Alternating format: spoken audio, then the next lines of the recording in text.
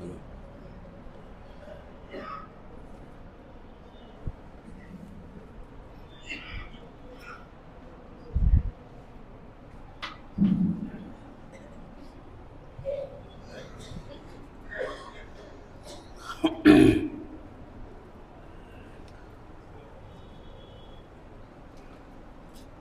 السلام عليكم ورحمة الله.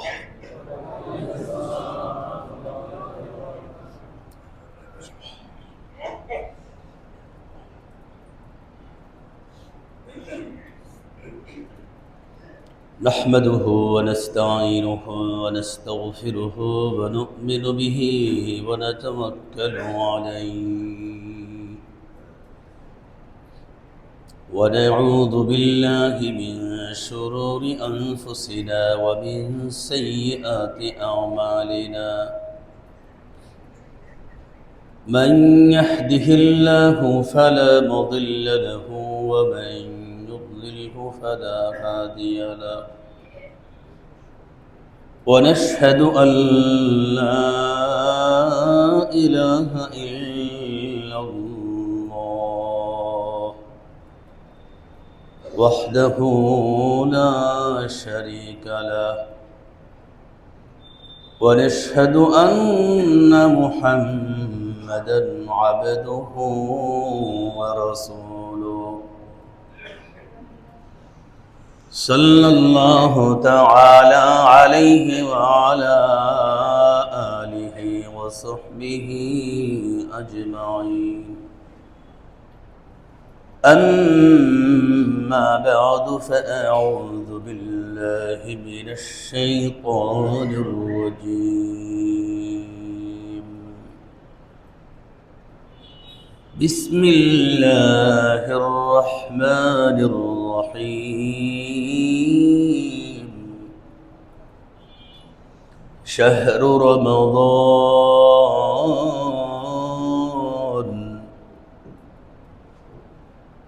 الذي أنزل فيه القرآن هدى للناس وبينات من الهدى والفرقان. صدق الله مولانا العظيم وصدق رسوله النبي الكريم ونحن على ذلك لمن الشاهدين والشاكرين والحمد لله رب العالمين.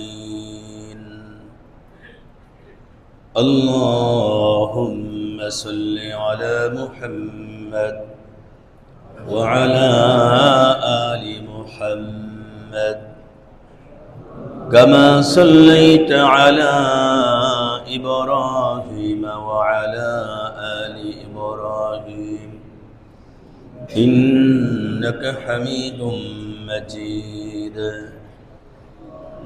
اللهم بارك على محمد وعلى آل محمد كما باركت على إبراهيم وعلى آل إبراهيم إنك حميد مجيد.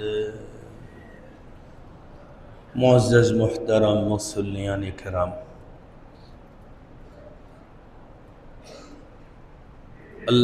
আল্লাহ পাকের দরবারে অসংখ্য অগণিত শুকর আদায় করছি যে মহিয়ান গরিয়ান সর্বশক্তিমান বরকতময় মাসে আমাদেরকে আজকের এই পবিত্র দিবসে যথাসময়ে উপস্থিত হওয়ার তৌফিক দান করলেন। এজন্য আমরা শুকর আদায় করি আলহামদুলিল্লাহ।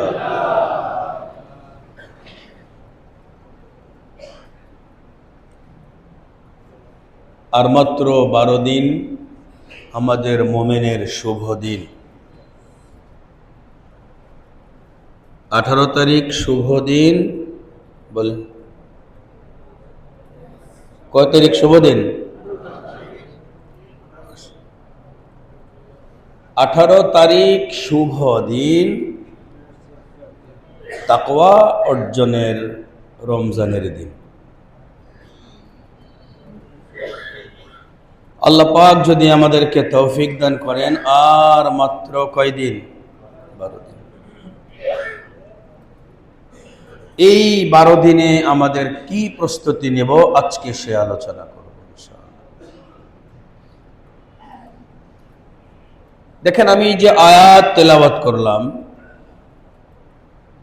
এই আয়াতের যতটুকুন তেলাওয়াত করলাম এতটুকুন হলো রমজান আসতেছে, শুভ দিন আসতেছে, তাকওয়া অর্জনের দিন আসতেছে, এই একটি স্লোগান। যেদিন চাঁদ দেখা যাবে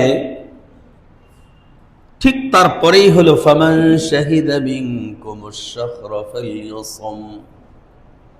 এটা আমার এই তেলাওয়াতের পরের শব্দ,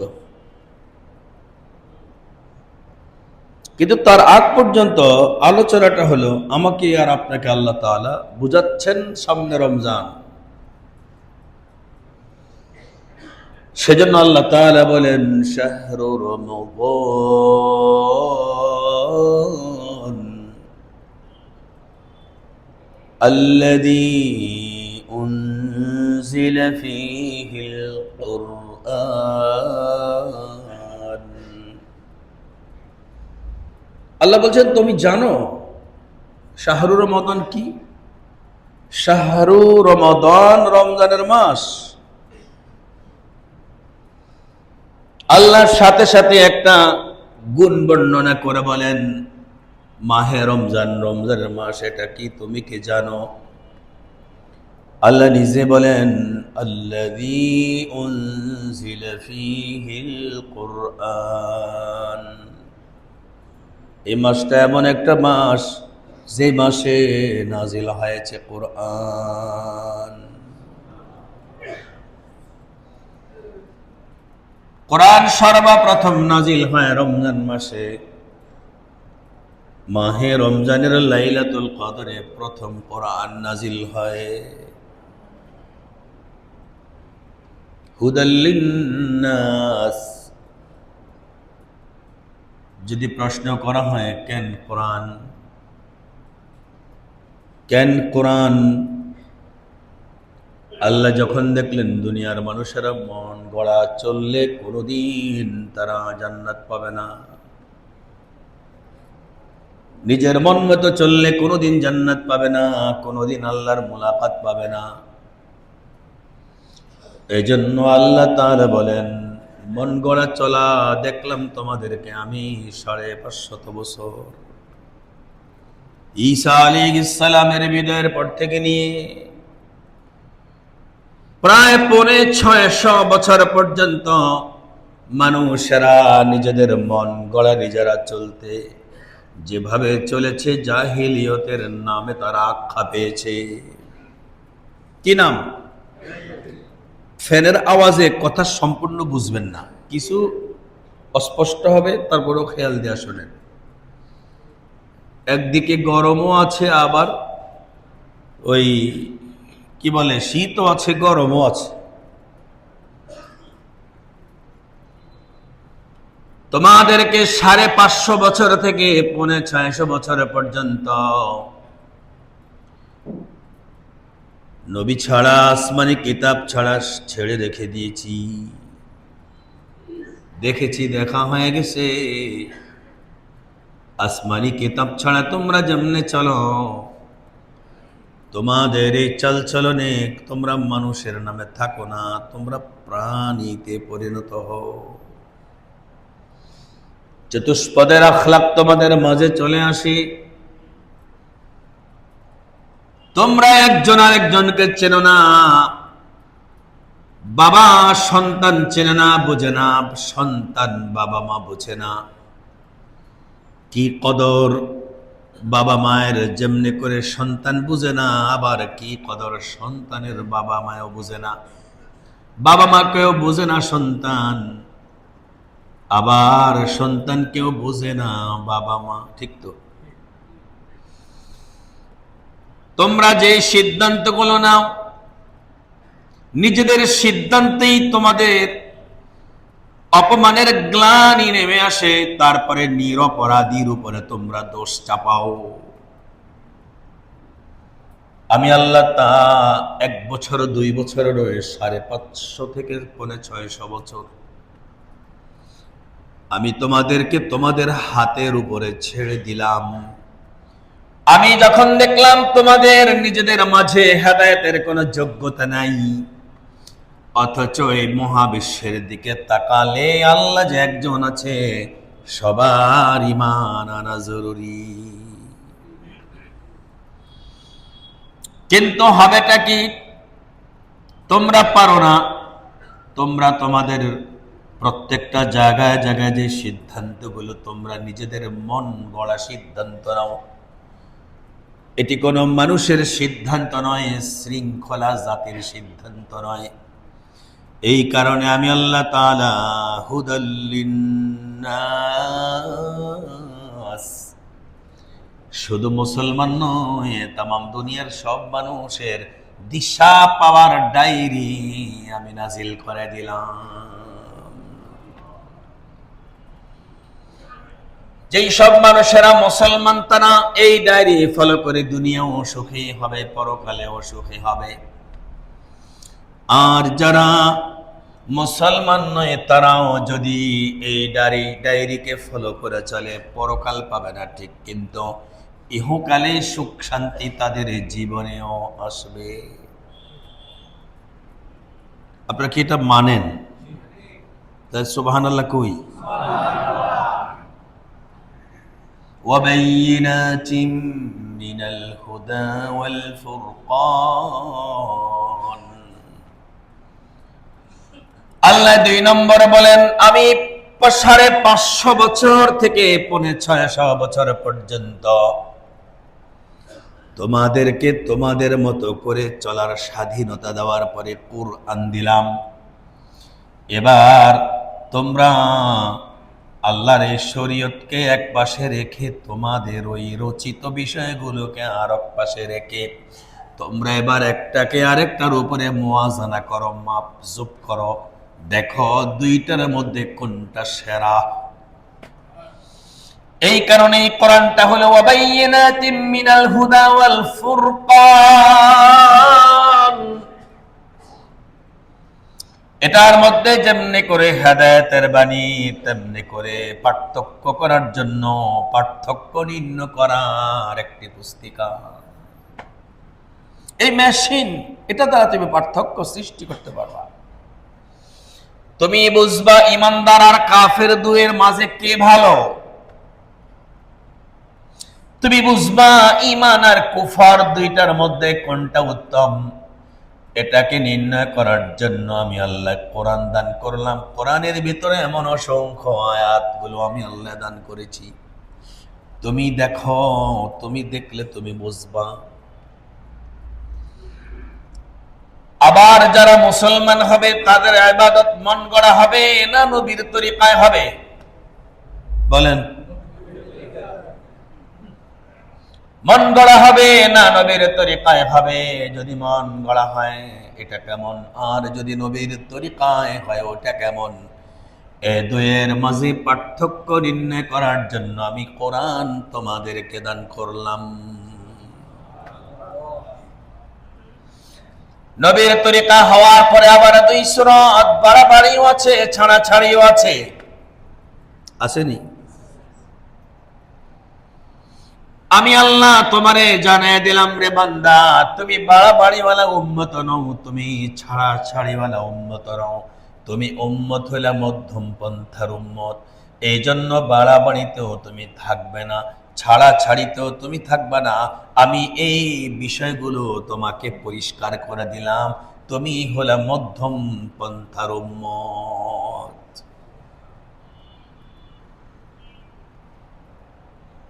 সাহাবায়ে কেরামের মাঝে কেউ কেউ এমন করতেন, সারাদিন শুধু রোজা রোজা, সারাদিন শুধু রোজা রোজা, সারা রাত শুধু নফল আর নফল।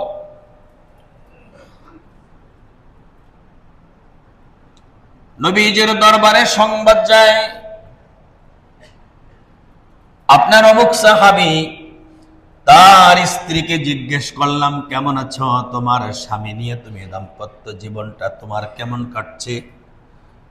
তখন স্ত্রী ডেকে বলছে, তোমার বন্ধু এত ভালো মানুষ, সারাদিন রোজা রাখে, তার চাইতে ভালো মানুষ সারা রাত নফল নামাজ পড়ে। জিজ্ঞেস করছে, তোমরা কেমন আছো, দাম্পত্য জীবন কেমন কাটতেছে? উনি জবাব দিছে, তোমার বন্ধু অনেক ভালো মানুষ, সারাদিন প্রত্যেক দিন রোজা রাখে, প্রত্যেক রাতের পুরা রাত নফল পড়ে। আর কিছু বোঝান লাগবো? প্রিয় হাবিবের দরবারে সংবাদটা চলে যায়। আল্লাহর হাবিব সাহাবীরা ডাইকা বলছে, ওয়া ইন্না লিনাফসিকা আলাইকা হাক্কা ওয়া লিজাওজিকা আলাইকা হাক্কা ওয়া লিআবাওয়াইকা আলাইকা হাক্কা ওয়া লিদিল কুরবা আলাইকা হাক্কা ওয়া লিল মাসাকিনি আলাইকা হাক্কা ফাআতি কুল্লাযী হাক্কিন হাক্কা। সুবহানাল্লাহ। নবী ডাইকা এই কথাগুলো বইলা ইবাদত বাড়াইছে না কমাইছে? বলেন। কমায়া দিছে, বাড়ায় নাই। আল্লাহর হাবিব ইবাদত যদি মনে করত কেউ এত পরিমাণ ইবাদত করে, নবী ইবাদত কমায়া দিতেন। আবার যদি কেউ ইবাদত বাড়ায়া করে, যদি কেউ ইবাদত কমায়া করে, আল্লাহ তাআলা আল্লাহর পয়গম্বর তার মাত্রা পর্যন্ত পৌঁছাইয়া দিতেন। এটাকেই বলে ওয়াকাযালিকা জাআলনাকুম ওয়াকাযালিকা জাআলনাকুম উম্মাতান ওয়াসাতা। এটাকেই বলে আমি তোমাদেরকে মধ্যম পন্থার উম্মত হিসেবে প্রেরণ করলাম। আমি তোমাদেরকে মধ্যম পন্থা বানাইছি। পাখাগুলো চললে কি বুঝেন না বন্ধ করে দিতাম? বুঝা যায়? আর কম বুঝলে কি হয়েছে, তো গরম কি সহ্য করে দেব?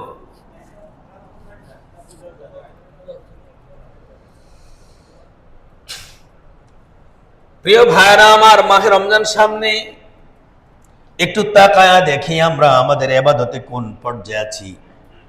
আমারটা কি কমে আছি না আমি বেশিতে আছি?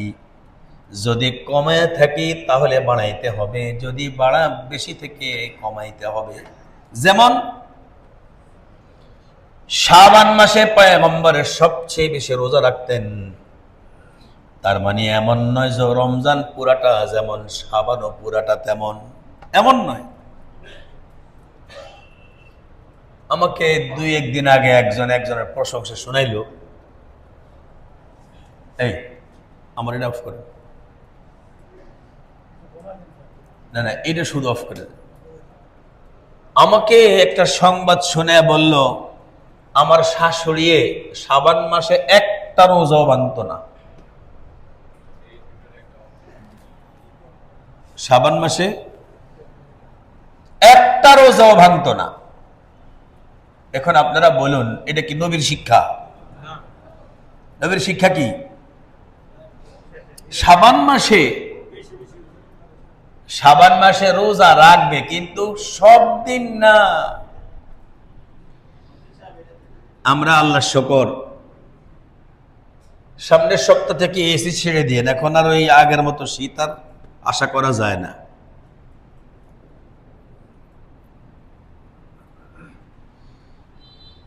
তাহলে আমরা এতদিন পর্যন্ত যারা শাবান মাসে রোজা খুব রেখে রেখে পর্যন্ত আসলাম, আমাদের দায়িত্ব কি আরো বাড়ানো না একটু কমানো? কথা বলেন। আর মাত্র 12 দিন, এই 12 দিনের মধ্যে আমরা চেষ্টা করব শুধু সাপ্তাহিক রোজাটা রাখতে, সোমবার আর বৃহস্পতিবার, এর বেশি না।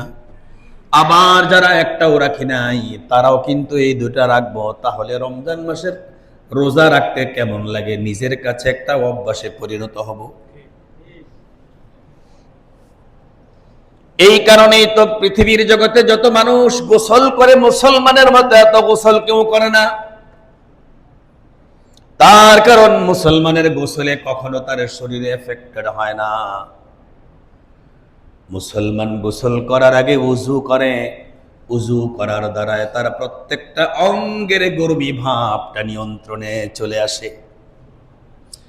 কিন্তু অন্য ধর্মের কোন মানুষ গোসলের আগে উজু করে না, যার কারণে তাদের গোসলের মাধ্যমে তাদের শরীর এফেক্টেড হয়, কখনো গরম ঠান্ডা উভয় ঘর্ষণে তাদের জ্বর সর্দিটা হয়ে যায়।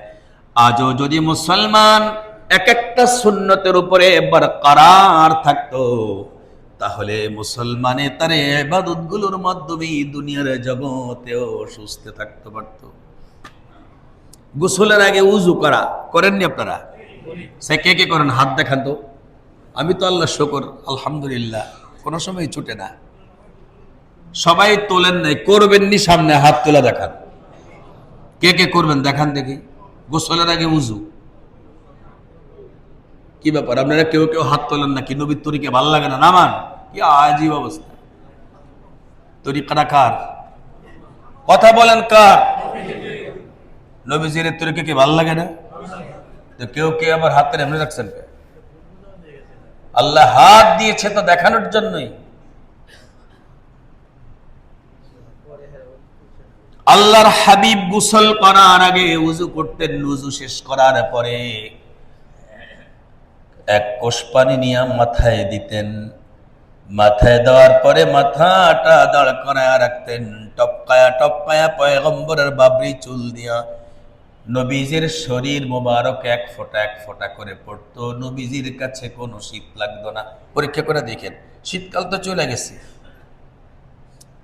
অনেকে গোসল করতে জানে না, এই কারণে ভোর রাত্রে গোসল না করে নামাজ কাজা করে।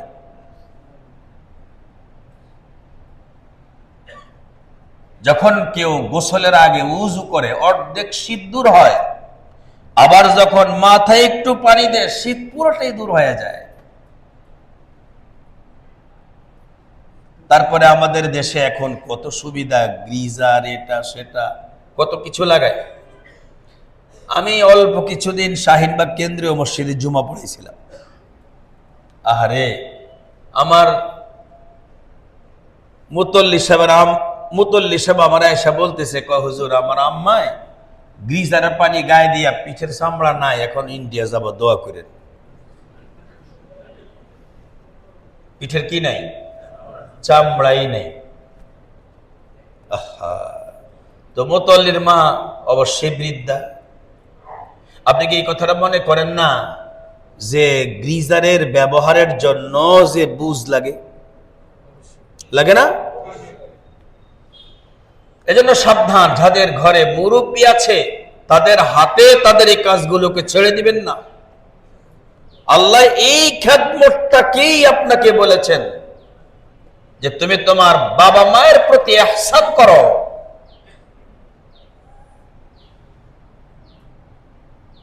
এখন বলবেন তো বউয়ের তো মা না শাশুড়ি, ইসলাম কি বলে? অনেক মায়েরা অনেক মেয়েরা বলে, আমাদের কাছে প্রশ্ন বানায়, আজকে হুজুরকে আটকামো কেমনে? যে হুজুর বলতে হবে শাশুড়ি আর মা দুইয়ের খেদমত কি বরাবর? আমার মায়ের খেদমত করার আমি সুযোগ তো পাই না। আল্লাহ তো মায়ের খেদমত কইছে, আর জামাই আমারে বুঝতে চায় যে এই খেদমতটা হের মারে করতে, আজকে হুজুরকে আটকাইছে। আমরা আবার যদি পাল্টা জিজ্ঞেস করি, আপনি কি শাশুড়ি হওয়ার ইচ্ছা আছে? অবশ্যই আছে। আবার শাশুড়ি হয়ে আপনার কি এমন কোন খেদমতের কি প্রয়োজন হতে পারে বলে মনে করেন? যদি আপনি মনে করেন হতে পারে, তাহলে এটা হলো লেনদেন। আপনি এটা হাওলাত দিতে থাকেন, ইনশাল্লাহ যখন আপনি শাশুড়ি হবেন আপনার বৌমা আবার আপনার এই ঋণটা পরিশোধ করে দিবে, উপর থেকে ফয়সালা হবে। বাস্তব তো নাকি?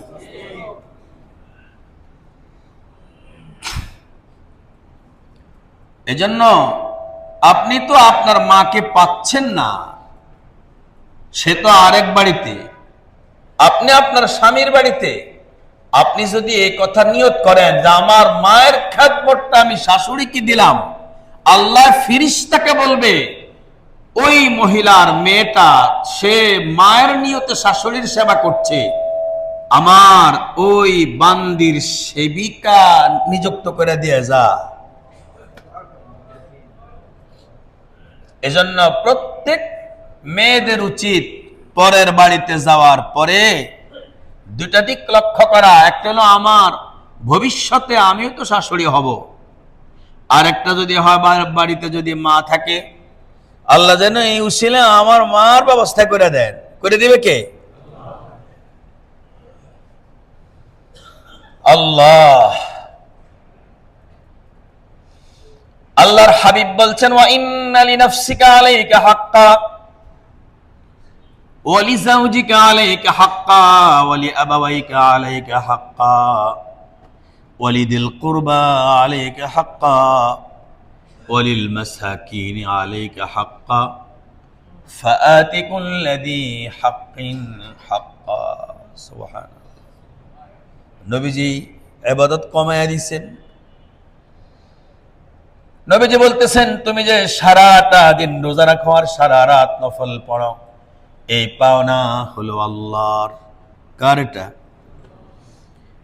তবে আল্লাহ তাআলার এই পাওনাটা হলেও এটা হলো তোমার পক্ষ থেকে। আল্লাহ কিন্তু তোমারে কয় নাই যে তুমি প্রত্যেক দিন নফল রোজা রাখো, প্রত্যেক রাতে নফলে দাঁড়ায় দাঁড়ায় রাত কাটাও। না না না, আল্লাহ এটা বলেন নাই। আপনারা কি এই শাবান মাসে নতুন তাহাজ্জুদ দর্শন কে? আমার একটু দেখান তো কষ্ট করে, আমি আপনাকে টিপস দেব ইনশাআল্লাহ। নতুন তাহাজ্জুদ আগে পড়তেন না, সামনে যেহেতু রমজান মাস, এজন্য আমলনামা পরিষ্কার করার জন্য নতুন করে তাহাজ্জুদের নামাজে আত্মনিয়োগ করেছেন কে কে? একটু হাত দেখান। আলহামদুলিল্লাহ। অনেকে দেখা না, আমি এখন দেখাবো আগের তেনে পড়ি। কথা বলেন না কেন? এই যে নতুন করে একজন দেখালেন, আপনি কি জানেন এই স্বাদ আর এই মজা কোথায়? আগের থেকে কে কে পড়েন সে হাত দেখান। মাশাআল্লাহ, অনেকেই। নামান, হাত নামান। এবার আমি আপনাকে বলি, আপনি শাবান মাসে বাড়তি একটা জিনিস নোট রাখবেন। যখন আপনি তাহাজ্জুদের সিজদায় যাবেন, যখন আপনি তাহাজ্জুদের সিজদায় যাবেন, সিজদায় যায়া 3 বার সুবহান রাব্বিয়াল আলা পড়ার পরে আর সামনে সুবহান রাব্বিয়াল আলা পড়বেন না। সেই জায়গাতে আপনি কোরআনে বর্ণিত যতগুলো মুনাজাতের দোয়া আছে সবগুলো পড়বেন। মুনাজাতের দোয়া কোরআনে আছে না নাই? মুনাজাতে অনেক দোয়া আছে। এক নম্বরে পড়বেন, রব্বানা লা তুযিগ কুলুবানা বা'দা ইয হাদাইতানা ওয়া হাব লানা মিন লাদুনকা রাহমাহ ইন্নাকা আনতাল ওয়াহ্হাব। পারেননি এটা? পড়েন দেখি সবাই। রব্বানা লা তুযিগ কুলুবানা বা'দা ইয হাদাইতানা ওয়া হাব লানা মিন লাদুনকা রাহমাহ ইন্নাকা আনতাল ওয়াহ্হাব। প্রিয় ভাইরা আমার, প্রত্যেক মুসলমান কি তার ইসলামের উপরেই থাকবে এটাই কি শিওর? নাকি মওতের আগে আবার গোমরাহ হয়ে যেতে পারে? বলেন, পারে না? মওতের আগে আবার গোমরাহ হয়ে যেতে পারে, এমন অনেকের ঘটনা ঘটতে পারে। যে দোয়াটা পড়লে মওত পর্যন্ত আপনার ঈমানটা ইনট্যাক্ট থাকবে, কোনোদিন এটা বের হয়ে যাওয়ার সম্ভাবনা নাই, ওই দোয়াটাই হলো এই দোয়া। এই জন্য এই দোয়াটা সিজদায় পড়ে আল্লাহরে বুঝাবেন, আল্লাহ আমার মওত পর্যন্ত আমার মহামূল্যবান ঈমানটা যেন কোনোদিন নষ্ট না হয়, আমার ঈমানটা যেন আমার ভেতরে মওত পর্যন্ত অটল অবিচল থাকে। এই দোয়াটা করতে গিয়ে তো আপনার মোটামুটি অনেক সময় যাইব। আবার এদিকে আঙ্গুলটা কিন্তু গুছানো। সিজদায় আঙ্গুল কেমনে থাকে বলেন? আরে গুছানো না ফাঁকা? এটাকে ইনজিমামুল আসাবি বলা হয়, ইনফিতাহুল আসাবি নয়। এক আঙ্গুল আরেক আঙ্গুলের সাথে মিলে থাকবে। কিন্তু যদি আপনি দীর্ঘ সময় পর্যন্ত দোয়া করতে করতে একটু যদি দেখেন যে গুছানোটা একটু কেমন জানি কষ্ট লাগে, ছেড়ে রেখেন, অসুবিধা নাই। তথাপি ওই দোয়াগুলো শেষ করেন, এটা তো আমার পরীক্ষিত। আগে এক সময় এমন হতো, এটা দীর্ঘ সময় ধরে রাখতে পারতাম, দীর্ঘ সময় পর্যন্ত ধরে রাখতে পারতাম। এখন কেমন জানি একটু শক্তি পাই না, একটু কেমন জানি লাগে। দিন দিন কি শক্তি বাড়ে না কমে? তখন যদি একটু মনে করেন এই এতটুকু কন্ডিশন রাখা যদি কঠিন হয়ে যায়, একটু ছেড়েও রাখতে পারেন। তথাপিও সিজদার ভিতরে যতগুলো দোয়া আছে, বাবা মায়ের জন্য জায়গায় জায়গায় গিয়া কওয়া লাগবো না, হুজুর আমার আব্বার লাগে দোয়া করেন, আপনি ওই জায়গায় পড়বেন রব্বির হামহুমা কামা রব্বায়ানি সগীরা। সন্তানের জন্য দোয়া চাইতে গিয়া পীর সাহেবের দরবারে যাওয়ার দরকার নাই। আপনি বলবেন রব্বানা হাবলানা মিন আজওয়াজিনা ওয়া যুররিয়াতিনা কুররাতা আয়ুন ওয়াজআলনা লিল মুত্তাকিনা ইমামা। রমজান মাস যেন আপনার জন্য অনুকূল হয়, আপনি অন্য কোনো উপায়ে কাহারো কাছে দ্বারস্থ হওয়ার দরকার নাই। ওই সিজদার ভিতরে আপনি বলবেন আল্লাহুম্মা ওয়াফফিকনা সুবাত আলাস সিরাতাস সাওয়ী। এইভাবে আপনি সিজদার মধ্যে টাকার দোয়া করতে পারবেন। টাকার দোয়া করে কেমনে জানেননি? না জানলে বলেন, বলি। রব্বানা আতিনা ফিদ দুনিয়া হাসানাহ ওয়া ফিল আখিরাতি হাসানাতাও ওয়া কিনা আযাবান নার। এই জায়গায় টাকার জন্য এক দোয়া, সওয়াবের জন্য আরেক দোয়া, জাহান্নাম থেকে মুক্তি পাওয়ার জন্য আরেকটা দোয়া।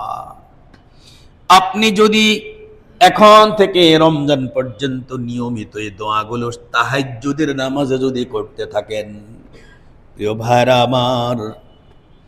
আমার আল্লাহ তাআলা মাহে রমজানের খুশখবরি আপনার জন্য, আপনার থেকে ইমানের পাসপোর্টটা জমা নিয়ে যাবেন। আর ঈদের দিন জান্নাতের ভিসা লাগায়া যা ফেরেশতার কাছে জমা দিয়ে দিবেন, মালাকুল মউতের অফিসে গিয়ে ওটা জমা হয়ে যাবে। এক রমজান মাসে যথেষ্ট। তার মানে এখন হলো আমার ভিতরের ময়লাগুলো দূর করে সাজায়া রাখা। আর প্রথম রমজান থেকে আল্লাহ তাআলা আমার পাসপোর্টগুলো, ঈমান নামক যে পাসপোর্ট আছে, এই পাসপোর্টগুলো জমা নিয়া আল্লাহ রাখবেন। আর ঈদের দিন, ঈদের রাত্রিতে আল্লাহ বলবেন, এমন যদি কোনো কর্মচারী তার মালিকের কাজ করে, তার কি দেওয়া উচিত? ফেরেশতা বলবেন আইয়ুফা জরুহু, তার পাওনাটা তার মালিকে তারে পুরা দেওয়া উচিত। আল্লাহ তখন বলবেন, না, ঈমান নামক পাসপোর্টে জান্নাতের ভিসা লাগায়া দাও, জান্নাতের ভিসা লাগায়া দাও। প্রিয় ভাইরা আমার, তারপরে আলোচনা করব আবার এই ভিসা কি ক্যান্সেল হয় কিনা, সেটা তখন করব, এটা এখন অগ্রিম করে লাভ নেই। তাহলে এখন আমাদের কাজটা কি? আমাদের কাজ হলো নিয়মিত দৈনিক তাহাজ্জুদের দিকে অগ্রসর হওয়া। রাজি কে কে দৈনিক করবেন ইনশাআল্লাহ? হাতটা দেখান দেখি। ইনশাআল্লাহ তাহাজ্জুদ ছাড়বো না আজ থেকে ইনশাআল্লাহ। আল্লাহ আপনি তৌফিক দান করেন। প্রিয় ভাইরা আমার, এই তাহাজ্জুদ আমার প্রিয় নবীজির উপরে ওয়াজিব ছিল। কি ছিল? আল্লাহ পাক করলেন কি, নফল করে দিলেন। নফল করে দেওয়ার পরেও নবী কোনোদিন তাহাজ্জুদ ছাড়েন নাই। কেন ছাড়েন নাই? আল্লাহ তাআলা নফল করার পরে ডাইকা বলছেন, ও হাবিব, এতদিন আপনার উপরে তাহাজ্জুদ ওয়াজিব ছিল, তাহাজ্জুদের বিনিময়ে দেবটাকে বলি নাই। আজকে আপনারে জানায় দেই, তাহাজ্জুদ আপনি না পড়লেও কোনো গুনাহ নাই। আমি আপনারে ঐচ্ছিক হিসেবে এটা জানায় দিলাম, এটা আপনার অপশনাল। এই অপশনালটা করলেও করতে পারেন, না করলেও না করতে পারেন। তবে তাহাজ্জুদের বিনিময়ে হলো তাম দুনিয়ার যত নবী রাসূল, উম্মত, যত শুহাদা, সিদ্দিকিন, আম্বিয়া যত আছে, ওরা জান্নাতে যাওয়ার আগে যার সুপারিশে, যেই পতাকার সুপারিশে তারা যাবে, ওই পতাকাটা আমি আপনার জন্য বরাদ্দ করেছি, অন্য কোনো ইবাদতে নয়, শুধুই মাত্র আপনার তাহাজ্জুদের বিনিময়ে। এবার আপনি বলেন দেখি, এমনটা করলে কি আর ছাড়া যায়? আপনি আপনার ছেলেরে বললেন, যা তুই বাজারে যাওয়ার দরকার নাই, আমি যাব, তো বাজারে আমি অন্য কেউ ওরে পাঠাবো, ওরে কবেলে তোরে কইছে আব্বা কইছে বাজারে যাইতি, তখন ওই দোকানদারে গেলে ওরে 2000 টাকা দিবে, ওরা দিয়ে অমন মতো যা কিছু খাবে। আপনি কি মনে করেন যে আপনার ছেলে আরেকজনকে পাঠাবে? কি করবে? ছুত্তরি খাতা পড়ি 2000 টাকা দেয় কে আরেকজন, আমি নিজেই যাব। আল্লাহ তাআলা বলেন ওয়া মিনাল লাইলি ফাতাহাজ্জাদ বিহি নাফিলাতাল লাক আসা আন ইয়াবআসাকা রাব্বুকা মাকামান মাহমুদা। রাতের কিছু অংশ আপনি তাহাজ্জুদ পড়ুন, তবে আপনার জন্য যদিও আগে এটি ওয়াজিব ছিল, আজ থেকে আর ওয়াজিব নাই, তবে এটা নফল। আর এই নফলের বিনিময়ে আমি নিশ্চিত আপনাকে একটা কথা জানাই দেই, আসা আন ইয়াবআসাকা রাব্বুক, আসা আন ইয়াবআসাকা রাব্বুকা মাকামান মাহমুদা। মাকামে মাহমুদ আমি আপনার হাতে দেব, লিওয়াউল হামদ আমি আপনার হাতে দেব, সুপারিশের পতাকা আমি আপনার হাতে দেব। যে পতাকায় সবার সুপারিশ চলবে সেটা আপনার হাতে, আর কারো হাতে নয়। নবীজি এখন তাহাজ্জুদে এমন ভাবে পড়ে পাও ফুইলা গেছে। প্রিয় ভাইরা আমার, আপনাদেরও তো কিছু সুপারিশের দরকার আছে না নাই? রোজ কিয়ামতে যখন দেখবেন আল্লাহ আপনাকে সুপারিশের ক্ষমতা দিছে, অপরদিকে আপনার বাবা জাহান্নামের দিকে রওনা করছে, বলেন দেখি এই যোগ্যতা সেদিন আপনার কাছে কেমন লাগবে? আল্লাহু আকবার বলেন না। সেদিন আপনি বুঝবেন সুপারিশের এই পাওয়ার আমার কত উপকারী। আল্লাহ আপনাকে সুপারিশ করার জন্য যোগ্যতা দিয়েছে। আপনি দেখতে পাচ্ছেন আপনার সবচেয়ে আদরের ছেলেটা জাহান্নামের দিকে হাঁকায়া হাঁকায়া নিতেছে। হায় হায়, মানুষকে যেদিন জাহান্নামের দিকে নেওয়া হবে ওই চিত্রটা সহ্য করা যাবে না।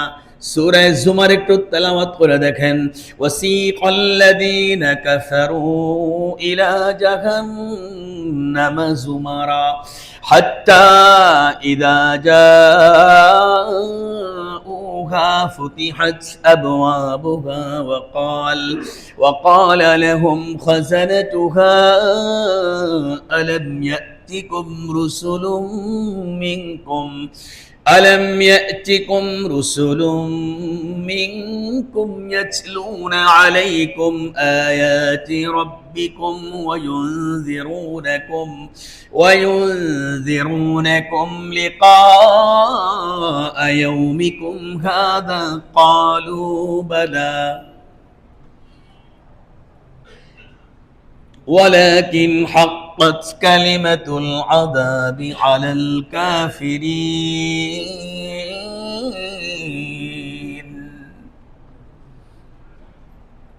কোনো কিচ্ছু করার ছিল না, কোনো কিচ্ছু করার থাকবে না। গরু আর ছাগল রে ময়দানে গরু নেওয়ার সময় যেমনি করে চাষা বেটা পেছন দিয়া লাঠি দিয়া হাঁকায়া নেয়, জাহান্নামের ফেরেশতা তেমনি করে পেছন দিয়া হাঁকায়া হাঁকায়া নেবে। তবে জাহান্নামের ফেরেশতা এত নির্দয় হওয়া সত্ত্বেও সে জিজ্ঞেস করবে, এরে আল্লাহর বান্দারে, কেন তুই জাহান্নামে যাস? আলাম ইয়াতিকুম রুসুলুম মিনকুম, কেন তোর কাছে কি কেউ এসে কোনোদিন বলে নাই জাহান্নামের সাজা যে আছে? ইয়াতলুনা আলাইকুম আয়াতি রাব্বিকুম ওয়া ইউনযিরুনাকুম। আপনারা বলুন তো দেখি, জাহান্নামের আলোচনা কি হয় না এমন কোন জায়গা আছে দুনিয়ায়? জান্নাতের আলোচনা হয় না এমন কোন জায়গা কি আছে? কথা বলেন। জাহান্নামের আলোচনা হয় না এমন কি কোন জায়গা আছে? জাহান্নামের আলোচনা, জান্নাতের আলোচনা সবখানে হয়। এরপরেও দুনিয়ার কত মানুষ জাহান্নামে যাবে, কারণটা কি? তাদের এই জায়গাতে জাহান্নাম আছে বলে বিশ্বাস হয় না।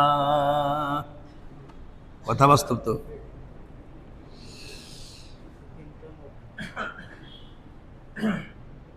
এই কারণে যদি আল্লাহ তাআলা সুপারিশের যোগ্যতাটা দান করে দেন, যদি দেখেন আপনার মা জাহান্নামের দিকে রওনা, আর আপনাকে আল্লাহ সুপারিশের যোগ্যতা দিয়েছে, আপনি জানতে চাইবেন রব্বুল আলামিন আমার মা জাহান্নামে যাবে, এটা কি চিরস্থায়ী নাকি, এটা কি চিরস্থায়ী নাকি দীর্ঘস্থায়ী নাকি ক্ষণস্থায়ী?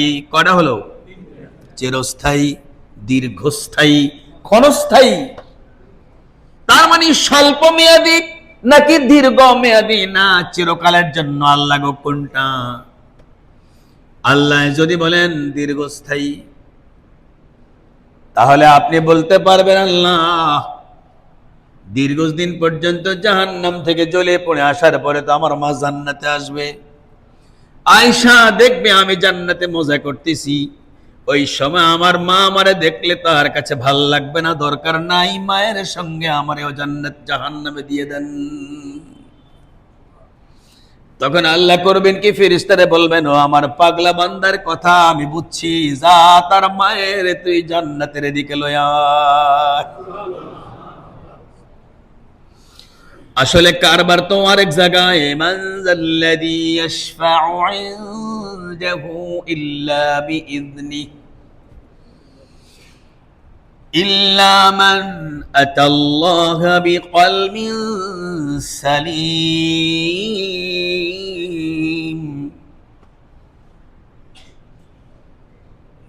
আসল কারণ তো আরেক জায়গায়। ওই কারণটা হলো আল্লাহ তাআলা তারে যে গোপনে জান সুপারিশের যোগ্যতা দান করে দিয়েছেন, এটা সে বুঝতে পেরেছে। এজন্য সে আল্লাহ তাআলারে বলবে আমার জান্নাতের দরকার নাই, আমারে জাহান্নাম দাও, জাহান্নামে গেলে হবে এটা কি আল্লাহ তো খুব ভালো করেই জানে।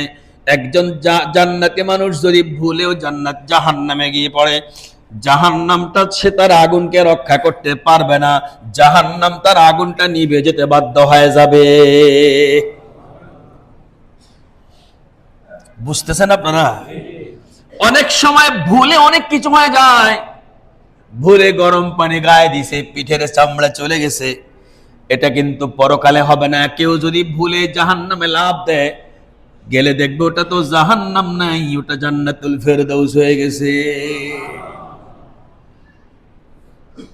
প্রিয় ভাইরা আমার, আর তো বেশি দিন নাই, রমজান যেমনি করে একেবারে নাগালে, একেবারে কাছাকাছি, আমাদেরও জান্নাতের দরজাটা আর বেশি দিন বাকি নাই। কতক্ষণ? হায় হায়, হাফেজ আবু নাঈম গত শুক্রবারে জীবিত, আর এই শুক্রবারে কবরে। তারাই পড়েছে এখানে। গত বছর হাফেজ মহিবুল্লাহ যে আমাদের নতুন হাফেজ আসছে, তার আগের বছর যে হাফেজ আবু নাঈম আমাদের এখানে নামাজ পড়াইছিল, ও এক কবরে, ও কবরে গত শুক্রবারে দুনিয়ায় ছিল, আর এই শুক্রবারে কবরে। আল্লাহ তুমি তারে মাফ করে দাও। প্রিয় ভাইরা আমার, আর বেশি দিন বাকি নেই, কখন যে ওই গেটে গিয়া হাজির হয়ে যে বলা তো যায় না। এই কারণে এখন থেকে নিজের যেন শাফে মুশাফফা, শাফে মানে সুপারিশ করার যোগ্যতা, মুশাফফা মানে আল্লাহর থেকে অনুমোদিত। যেমনি করে এই ব্যক্তি বলবে আল্লাহ আমারে জাহান্নামে দাও, আমার মা থাকবে জাহান্নামে, আমিও থাকবো জাহান্নামে, আমার বাবা থাকবে জাহান্নামে, আমি কেমনে থাকবো জান্নাতে, আমারেও জাহান্নামে দিয়ে দাও। আল্লাহকে বুঝছি এটা যে মায়ের লাগে জাহান্নামে নামার পরে জাহান্নাম তো আর জাহান্নাম থাকবে না, জাহান্নাম তো বলেন জান্নাত হয়ে যাবে। এজন্য প্রিয় ভাইরা আমার, আর মাত্র 12 দিন। কদিন? এই 12 দিনের জন্য মাহে রমজান অর্জন করার জন্য আমাদেরকে সামনে বাড়তে হবে। শুধুমাত্র একটা আমল, 5 ওয়াক্ত নামাজ জামাতে আর হলো, 5 ওয়াক্ত নামাজ জামাতে আর হলো। প্রত্যেক দিন আজ থেকে তাহাজ্জুদের নামাজটা, আর ওই তাহাজ্জুদের ভেতরে আমি আমার পছন্দ মতো দোয়াগুলো, মনে আছে তো কেমনে শিখেছি? আল্লাহ সবাইরে তৌফিক দান করেন। এজন্য আল্লাহ তাআলা বলেন শাহরু রমাদান, এটা রমজান মাস এখনো আসে নাই, আল্লাযী উনজিলা ফীহিল কুরআন, আল্লাহ রমজান মাস চিনানোর জন্য কোরআন নাজিলের কথাটা চিনাইলেন। এরপর আল্লাহ তাআলা বলেন দুটো জিনিস এর মধ্যে আছে, এটা রমজানের আগে প্রিপারেশন নেওয়া লাগে। এক নম্বরে হলো হুদাল লিন্নাস, হেদায়েতের মধ্যে আগেই ঢুকতে হবে, কারণ রমজানের 1 তারিখ থেকে তো পাসপোর্ট জমা হবে, মনে আছে তো? রমজানের 1 তারিখ থেকে পাসপোর্ট জমা হবে। পাসপোর্ট জমা দেওয়ার জন্য যেই যোগ্যতা লাগবে সেই যোগ্যতাটা এই 12 দিন ইনশাআল্লাহ অর্জন করতে হবে। ওয়াবাইয়িনাতিম মিনাল হুদা ওয়াল ফুরকান, এরপর আল্লাহ তাআলা বুঝালেন যদি কাহারও মনে কোনো সন্দেহ থাকে এটা ভালো না ওটা ভালো, এটা বোঝার জন্য জাহিলিয়তের 550 বছর বা 650 বছরকে সামনে আনো, তারপরে নবীর মাত্র 23 বছরকে সামনে আনো, তোমার পরিষ্কার হয়ে যাবে কোরআনের ছোঁয়ায় মানুষ কি হয়, কোরআনের থেকে দূরে থাকলে মানুষ কি হয় বুঝে আসবে। এটাই হলো ফুরকান শব্দের অর্থ, আল ফারিকু বাইনাল জাহিলিয়া ওয়াল ঈমানিয়া। নবীর যুগটা কেমন? মাত্র 23 বছর নবীর যুগ। নবুয়ত অবস্থা কয় বছর? মাত্র 23। এই 23 বছরের সাথে আপনি মিলান, ওজন করেন, দেখেন ওইখানে 550 থেকে 650 বছর মানুষে কত রকমের বিজ্ঞান করেছে। এমনি উন্নত হবে না, এমনি হবে, এমনি হবে না, এমনি হবে। দেখছেন না এখন পশ্চিমারা কি করে? যদি আপনি এখন জাহিলিয়তের চিত্র দেখতে চান তাহলে আপনি পশ্চিমা মানুষগুলোর দিকে তাকান। ওরাই সবচেয়ে বেশি ইমানের বিপক্ষে, ইমানের পরিবর্তে তাদের মেধা, ব্রেন, বিজ্ঞান তাদের কিভাবে সামনে বাড়বে এই চিন্তাই তারা করে। এটার সর্বশেষ রূপরেখা হলো জাহিলিয়তের রূপরেখা। তাকান আপনি জাপানের দিকে, তাকান আপনি চীনের দিকে, তাদের কোরআন নিয়ে কোনো গবেষণা নাই, বিজ্ঞান নিয়ে গবেষণা। এর মধ্যে কিছু ফল আপনারাও পান। একদিন আমার একজন জিজ্ঞেস করে, হুজুর আপনারা তো কোরআনের অনেক কিছু পড়ছেন, তো কোরআন দ্বারা কি বানাইছেন? একটা বিমান টিমান বানাইছেন? আমি বললাম বাটা জুতাওয়ালা যে বাটা জুতা বানাইছে সব দিকে হ্যাঁ পায় দেয়, আর আমরা পায় না দিলে ওর এই কোম্পানি হইতো। কথা বলেন না কেন? আল্লাহ কেউ রে মুসি বানায় আর কেউ রে পড়তে তৌফিক দেয়। সারা বিশ্বের ইহুদি খ্রিস্টানরা গবেষণা করবে দুনিয়া, আর সেটা আমরা জুতার মতো ব্যবহার করবো ইনশাআল্লাহ। আমাদের গবেষণা হবে পরকাল নিয়ে। কোরআনের পরকালের গবেষণার জন্য আমরা কোরআনকে নিয়েছি। আমাদের প্রিয় হাবিব কোরআনের গবেষণা করেছেন পরকাল নিয়ে, ইহকাল নিয়ে কোনো বিজ্ঞান প্রিয় হাবিব শিক্ষা দেন নাই। সাহাবায়ে কেরাম কোরআন ছাড়াই গবেষণা জানতো। এক গাছের ডালার সাথে আর এক গাছের ডালা মিলায়া তারা ফলের স্বাদ ভিন্ন করত। দেখেন না বর্তমানে হচ্ছে না?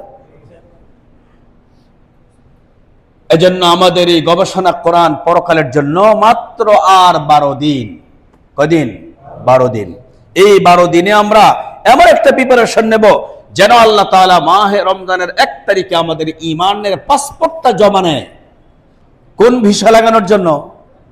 বলেন, জান্নাতের ভিসা লাগানোর জন্য আল্লাহ যেন নিয়ে নেন।